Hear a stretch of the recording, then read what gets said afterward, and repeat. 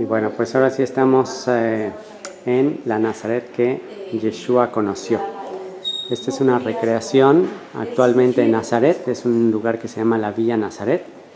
Y estamos viendo aquí un lugar donde se hizo toda una investigación sobre la Villa de Nazaret, sobre cómo era la vida en tiempos de Yeshua.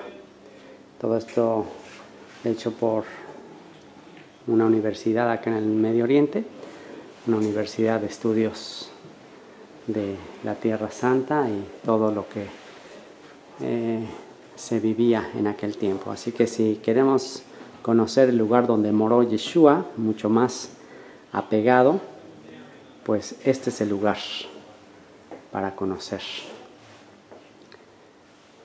la morada y los tiempos en los que él vivió. Y bueno, estamos aquí viendo una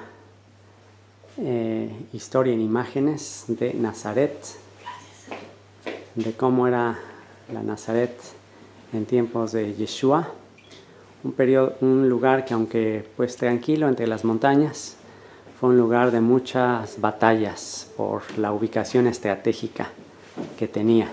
Bueno, pues aquí estamos ilustrando un poco de lo que les decía, de lo conflictivo que fue este territorio en tiempos de Jesús. Aquí vemos quien estaba ocupando este territorio en tiempos de Jesús, que era el Imperio Romano. Aquí vemos una réplica de la vestidura, de la armadura de un soldado romano. Y pues ilustraciones de todas las masacres que hubo por acá, ¿no? Hubo muchísimas matanzas, había mucha opresión política, militar. Aquí vemos una conocida ilustración de Herodes el Grande. ¿Quién recuerda esta ilustración? ¿De qué se trata en los evangelios? Cuando la matanza de los niños, cuando la matanza de los niños. Así que pues podemos ver con esto lo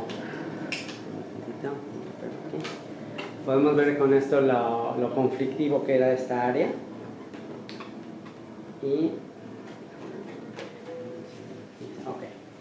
Y la gente estaba gobernada en gran parte, pues por un lado por el aspecto político, los romanos, y en el aspecto religioso, pues la religión también era muy muy importante, ¿no? Los líderes religiosos también tenían mucho poder sobre el pueblo, obviamente permitidos por los romanos. Y en esa época no había democracia, no había libertad de opinión. Tú decías algo en contra del régimen o de la religión y hasta ahí llegabas, ¿no? Entonces tenemos aquí el método de ejecución de las autoridades religiosas de la época. Si decías algo que era considerado blasfemo o en contra de la religión establecida, pues te tomaban te llevaban a un despeñadero, a un lugar que no tenía que ser tan alto. En los evangelios se menciona que en una ocasión a Jesús lo iban a echar como un despeñadero. Bueno, pues era un lugar más o menos, no tenía que ser tan alto, algo así. Los echaban de cabeza y al caer, después, si no moría inmediatamente ahí, tomaban piedras y los apedreaban. Entonces era el método, si no te sujetabas a la religión, pues eso te pasaba. Y si no te sometías al gobierno, aquí está el método de ejecución romano. Este no era un método de ejecución religioso, sino un método de ejecución político. Con esto podemos entender que Jesús no fue crucificado por motivos religiosos, sino por motivos políticos. Y la cruz, a diferencia de como nos las pintan a veces en el arte y todo eso, las cruces más bien eran como de este tipo, porque era el tipo de árboles que había acá, árboles de olivo. Y el olivo pues es muy significativo en el tema del Mesías, porque el aceite que se obtenía para ungir a los reyes, a los sacerdotes, era de los árboles de olivo. Entonces el crucificar ahí a alguien que pretendía ser el rey de Israel, alguien que pretendía ser el rey de los judíos, era una manera de burlarse de que, eres el ungido, eres el Mesías, pues ahí te ponemos en un árbol de estos, ¿no? Entonces con esto podemos ver el método de ejecución muy cruel, que lo que hacía era tener a los a los delincuentes ahí a veces por días, a veces podían durar mucho tiempo. Exhibición del pueblo. ¿Perdón? Exhibición del pueblo. Sí, para exhibirlos, les ponían ahí arriba el letrero. Y la razón por la que morían era porque tenían que estar, para poder respirar, o sea, el peso del cuerpo poco a poco iba haciendo que se fuera hacia abajo y era muy difícil respirar. Entonces, para poder respirar se tenían que jalar de los clavos o empujarse con los pies para poder respirar. Entonces, ustedes se imaginan la agonía cada vez querer respirar, era algo terrible. Entonces, después inventaron algo que se le llama el asiento de la misericordia, que es ese pequeño banquito, supuestamente para que, pues, en lugar de estarse jalando, pues, llegaba un momento en que se cansaban, se dislocaban sus huesos, entonces al sentarse ahí, pues, podía tomar un poquito de descanso. Pero eso, lejos de ser algo de misericordia, se convirtió en algo de tortura porque duraban más. Entonces, pues bueno, y pues ya después, cuando ya querían matarlos, pues simplemente llegaban, les rompían las rodillas, los huesos, y ahí se venían hacia abajo, ya no podían respirar, se asfixiaban. Sin embargo, en el caso de Jesús dice que no rompieron ningún hueso suyo, y con eso se cumplió también una profecía. Así que, pues, método de ejecución. Oye, ¿y esta espada es de la época? Esta es una réplica de una espada romana, que es una espada de 2 filos. Así en el libro de los Hebreos se habla de la espada de 2 filos, que es la palabra de Dios.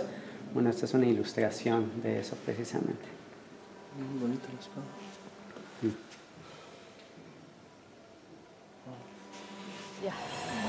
Bueno, vamos a ver la razón por la que Nazaret se llama Nazaret. Este es un árbol de olivo de alrededor de 400 años de antigüedad. Muy antiguo. En Jerusalén hay árboles que tienen incluso hasta 2000 años de antigüedad, en Getsemaní. Por cuanto este árbol vive tanto, dura tanto tiempo, es por eso es que es un símbolo de vida, un símbolo de vida eterna, incluso un símbolo de esperanza y todo eso, ¿no? Entonces, de sanidad, de salud. Por eso es que el aceite que se obtiene del olivo, pues es muy apreciado por motivos alimenticios, de salud, y por eso es que este aceite era el que se utilizaba para derramarlo en la cabeza de los reyes, de los sacerdotes, como una manera de desearles una larga vida, que tenga larga vida, que esta persona traiga esperanza y traiga larga vida a la nación. Por eso es que el tema del ungido, la palabra ungido, que en hebreo es la palabra Mashiach, o en griego Christos, que se traduce como Cristo, Jesucristo, tiene que ver con el ungido, el que recibe ese aceite de la larga vida, que va a traer sanidad, va a traer salud al pueblo, ¿ok? Y Nazaret, les decía que fue fundado por estas familias judías de Belén, que vienen para acá con el propósito de mantener viva la esperanza del hijo de David, que ha de venir a reinar sobre Israel y sobre el mundo entero. Y el nombre que le dan a esta región es Nazaret. Nazaret viene de una raíz en hebreo, que es la palabra netzer, que significa retoño o vástago. ¿Qué es un retoño, un vástago? Bueno, el olivo tiene una característica especial de que las raíces que están por debajo, de ahí surgen retoños de las mismas raíces. Aquí estamos viendo uno. A ver, Dani, si le quieres acercar. Este es un retoño. Ese es un netzer. Ahí lo están viendo literalmente. Netzer, de ahí viene la palabra Nazaret, Nazrat. Y en Isaías, en la profecía de Isaías dice que vendría un retoño, un vástago de Isaí, del papá de David, y sobre él reposaría el Espíritu del Señor. ¿Okay? El espíritu de poder, de dominio propio, de consejo, de temor del Señor. Toda la plenitud del Espíritu iba a venir sobre él. Y pues hay otras profecías que se hablan de él, de que su imperio no tendría límite, que sobre el trono de David se iba a sentar, etc. Entonces, cuando ustedes piensen en el título Jesús Nazareno, es una referencia a esto. Él es un retoño de David, del reino de David, que va a reinar a Israel y a las naciones.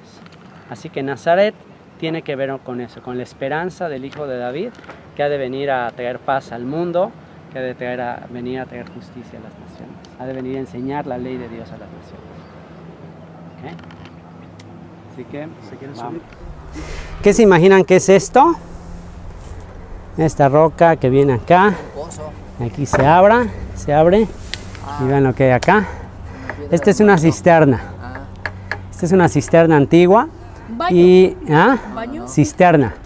De aquí se recolectaba el agua de la lluvia y llegaba aquí a este pozo, y de aquí metían unas cubetitas para sacar el agua. Y este es el agua que se usaba también para el riego de todo esto. ¿Okay? Entonces, está bastante profunda. Si quieren pueden verle. ¿Sí? Entonces, es una cisterna original, que esto, bueno, se le han hecho aquí una réplica y todo, pero este era, para que se puedan imaginar, algunas historias muy importantes en la Biblia que tienen que ver con cisternas. ¿Qué pasó en una cisterna famosa? ¿Perdón? Lo metieron ahí a un pozo. También, bueno, la famosa historia en los evangelios de la mujer samaritana, que dice que venía al mediodía. Generalmente las mujeres venían aquí a sacar agua en la mañana o ya tarde, pero esa mujer venía al mediodía, al momento de más calor. ¿Por qué creen que una mujer vendría al mediodía cuando no había nadie? ¿Por qué? Soltera, ¿verdad? Una mujer más bien de mala fama. Exactamente, que venía sola, pero justamente Jesús tuvo que venir a tener un encuentro con ella. Así que bueno, también las cisternas eran lugares de reunión de las mujeres. Eran lugares para venir a conversar todos los asuntos de la comunidad. Era el Facebook de la época, era aquí. Aquí era para hallar esposa también. Aquí, ¿quién muy famoso encontró a su esposa en una cisterna? Jacob, exactamente. Así que bueno, por eso es, así es, que le dio de beber a las ovejas. Así que bueno, pues todo esto es el mundo de Jesús. Pueden ver desde aquí un panorama. A ver, David, si le puedes dar por ahí un panorama a todo lo que es como se veía en aquella época Nazaret en tiempos de Jesús.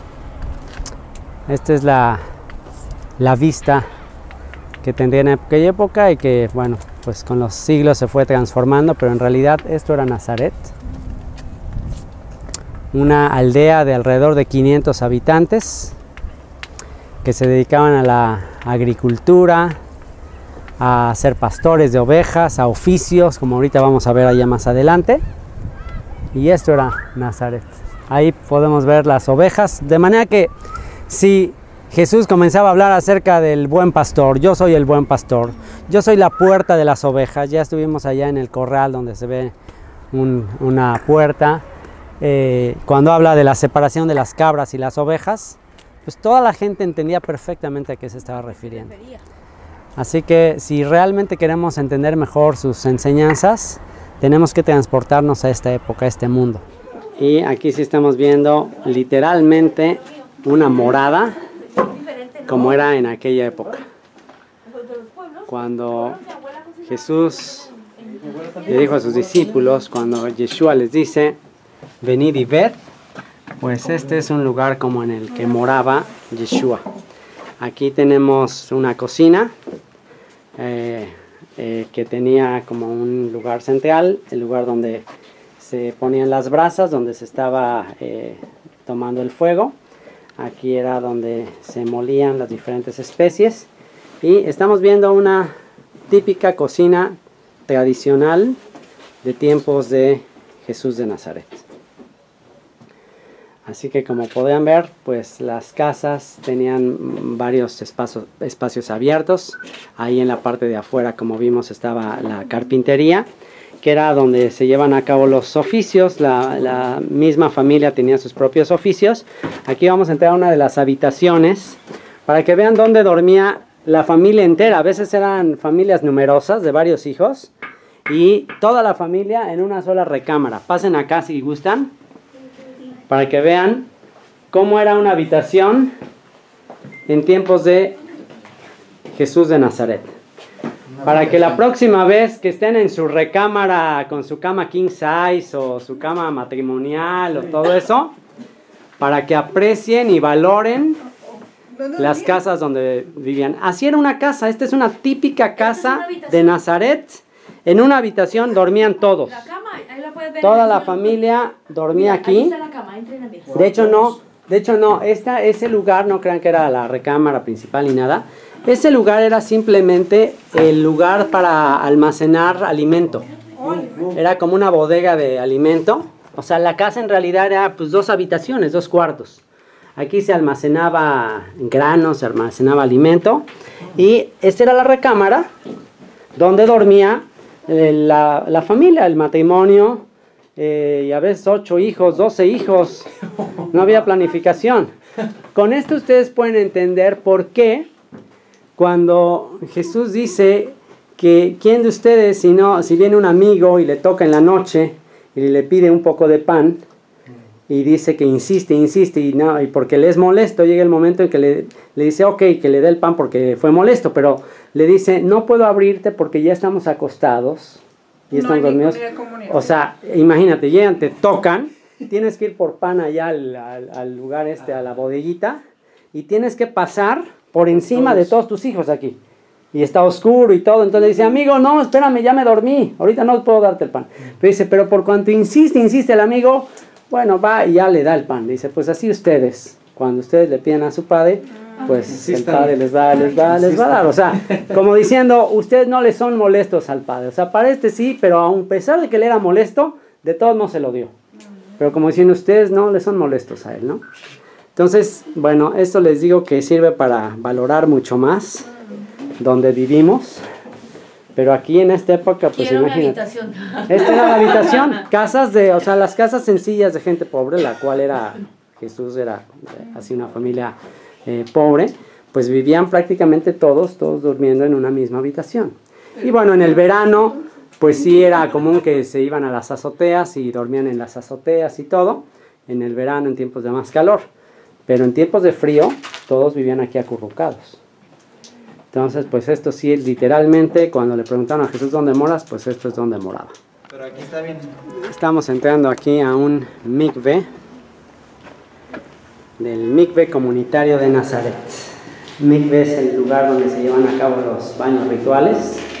Aquí se recolectaba el agua de vida y la gente llevaba a cabo sus purificaciones. Cuando Yeshua dijo, yo soy el agua de vida, él se refería a este tipo de aguas, que es el que trae pureza a la vida del creyente.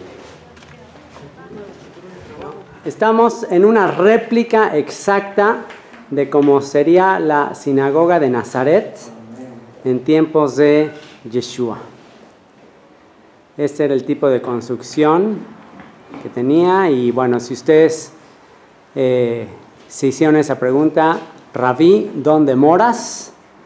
Bueno, pues este es un lugar donde él moró, donde él habitó bastante, donde cada Shabbat, cada día de reposo, y justamente hoy estamos en un día de reposo, es un lugar donde él pasó muchos días de reposo. De hecho, hay un acontecimiento muy importante en el Evangelio de Lucas que dice que vino a su ciudad, a Nazaret, y entró a la sinagoga en el día de reposo, y dice que le pasaron el rollo de Isaías, y leyó del rollo de Isaías, el Espíritu del Señor está sobre mí, por cuanto me ungió el Señor, me ha enviado a predicar buenas nuevas a los pobres, a sanar a los quebrantados del corazón, a predicar libertad a los cautivos y a los presos apertura de la cárcel.